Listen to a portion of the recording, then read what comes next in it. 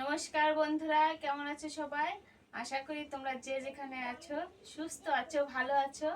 আমি SSG channel থেকে সবাইকে জানাই আন্তরিক শুভেচ্ছা, অভিনন্দন ও আমার প্রাণ ভরা ভালোবাসা। তো দেখো, আজকে চলে এসেছি রান্না করতে। এখন হচ্ছে 4টা বাজে। তো হচ্ছে বিকালকার রান্না শুরু করছি। আমাদের এখানে তো দুপুরে রান্না করে না, বিকালে রান্না। এই বিকালে হচ্ছে রান্না করতে চলে এসেছি। এই যে রান্না করব হচ্ছে এই যে কচুর মুখী, যাকে বলে কচুর গাঠি। এই দেখো কচুর গাঠি, এই কচুর গাঠি দিয়ে আর হচ্ছে শিং মাছ রান্না করব। আশা করি ভিডিওটি ভালো লাগবে, আর ভালো লাগলে অবশ্যই লাইক কমেন্ট করো আর বন্ধুদের মাঝে শেয়ার করো, যাতে আমার ভিডিওটা সবার কাছে পৌঁছে যায়। তো তোমরা আমার একটু সাপোর্ট করে আমার পাশে থেকো প্লিজ বন্ধুরা।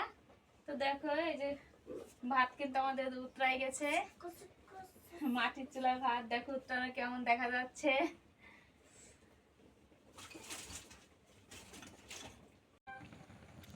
তো দেখো বন্ধুরা, এই যে ভাত উতরে ফ্যান পড়ে যাচ্ছে। আর এই যে কচুর কাঠি, মানে কচুর মুখী, এগুলো এখন কেটে নেব সুন্দর করে। এগুলো এই যে আঁশ ছাড়িয়ে নেব, ভালো করে আঁশ না ছাড়ালে ভালো হয় না। ওই দেখো আজকে হচ্ছে পূজার দিন, বাবুসোনা হচ্ছে ঘন্টা নিয়ে ঘোরাঘুরি করছে। হয়েছে বাজানে, থাক, দেখছো বন্ধুরা, যাও নমস্কার দিয়ে দাও, নমস্কার দিয়ে দাও দুজন। সবাই ভালো থেকো বন্ধুরা, এটা বলো। তো গাইস দেখেন, এই যে শিং মাছ, কই মাছ এইসব দিয়ে হলুদ দিয়ে মেখে রেখেছি। আর এই যে এদিকে কচুর মুখী আর কলা কেটে রেখেছি, এই দিয়ে রান্না করব। তো এখন মাছগুলো ভেজে নেই।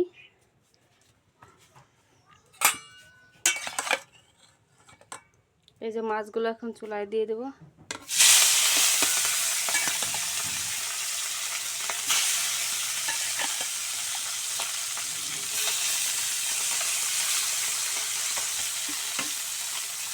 মাছগুলো চুলায় দিয়ে দিচ্ছি, সুন্দর করে ভেজে নেব।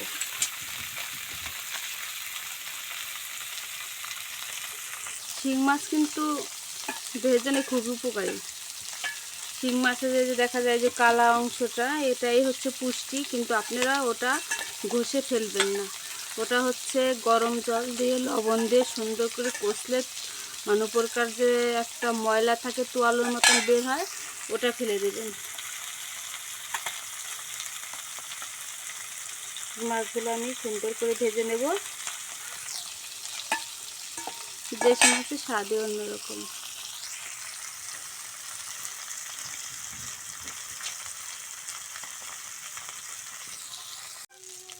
তো দেখো, এই যে মাছগুলো লাল লাল করে ভেজে নিয়েছি। এখন এগুলো উঠিয়ে নেব। এই যে উঠিয়ে রাখছি।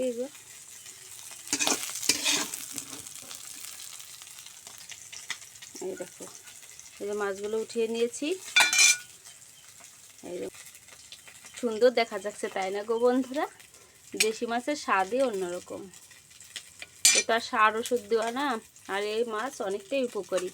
কারণ কি এখানে আছে শিং মাছ, কই মাছ, খয়রা মাছ, আর হচ্ছে বাম মাছ, এইসব পাঁচ মিশালি মাছ। এগুলো কিন্তু খেতেও অনেক ভালো লাগে। তো এখন হচ্ছে এই যে শিলের উপর কয়েকটা মরিচ নিয়েছি, এগুলো বেটে দেব। বর্তমান যে মরিচের দাম, তাতে এই জন্যই বেটে দিচ্ছি। বেটে দিলে একটু ভালো হয়। আর কচুর ভিতরে মরিচটা বেটে দিলে দেখা যায় কি কচুর তরকারিটা একটু আটায়ও, মানে ঘন হয়।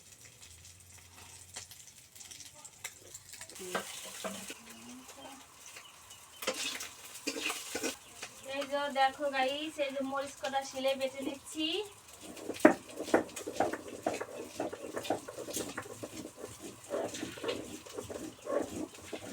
কারণ বর্তমান মরিচের যে দাম, বাটা দিয়ে খাওয়া লাগে।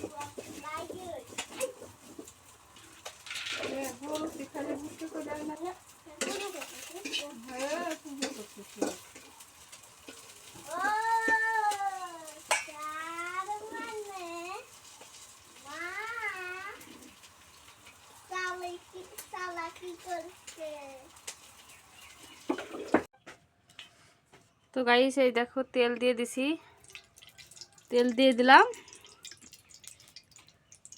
তারপরে হচ্ছে এই যে কচুরমুখী আলু, কচুরমুখী আর কলা দিয়ে কেটে রেখেছিলাম, সেইগুলো এখন তেলের পর দিয়ে দেবো।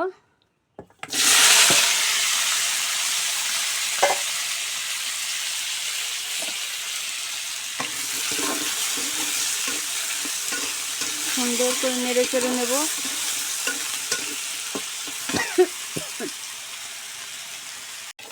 এই দেখো সুন্দর করে তরকারিটা নেড়ে নিচ্ছি, মানে ধোয়া হয়ে গেছে। এখন হচ্ছে এই যে মরিচ বেটে রেখেছি, এটা এখন দিয়ে দেবো। এই যে দিয়ে দেবো। এখন খুব সুন্দর করে এটা নেড়ে চেড়ে নেব। এই দেখো এখন একটু নাড়াচাড়া দিয়ে তারপর জল দিয়ে দেবো। তো দেখো এই যে সুন্দর করে এখন নাড়াচাড়া নিচ্ছি, সাদা সাদা হয়েছে বলে আর একটু হলুদ দিয়ে তাড়াতাড়ি নাড়া দিয়ে তারপরে জল দিয়ে দেবো। দেখা যায় কিন্তু বেশি ই করলে হলুদটা পুড়ে যাবে, সেই জন্য অল্প একটু করেই এই যে জল দিয়ে দিলাম।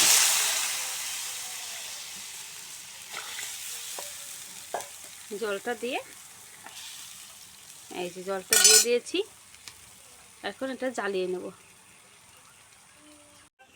তো দেখো এই যে জাল উঠে গেছে, আর এই যে মাছটা কেবল দিয়ে দিলাম। জাল ওঠার পরে এই যে কই মাছ, সেইগুলো মাছটাগুলো দিয়ে দিলাম। এখন সোমবার দিয়ে নেব।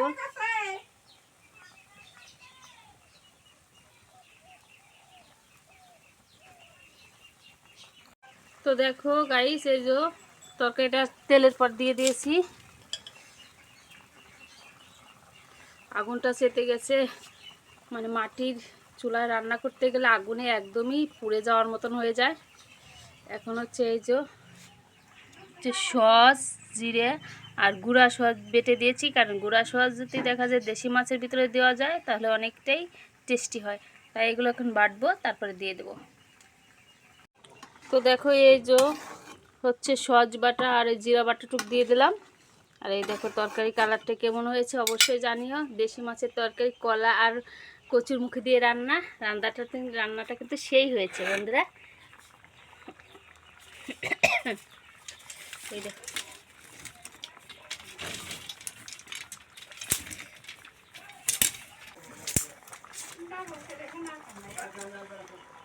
দেখো তরকারিটা কিন্তু জাল উঠেছে, সেই ঘুঘুডাক এসে গেছে। ওয়াও,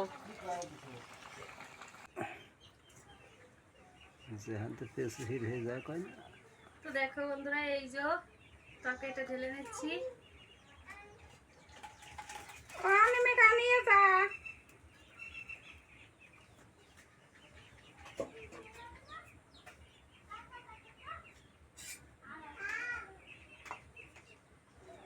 তরকারিটা কিন্তু সেই হয়েছে। একটা মাছ খেয়ে দেখি কিরকম হয়েছে।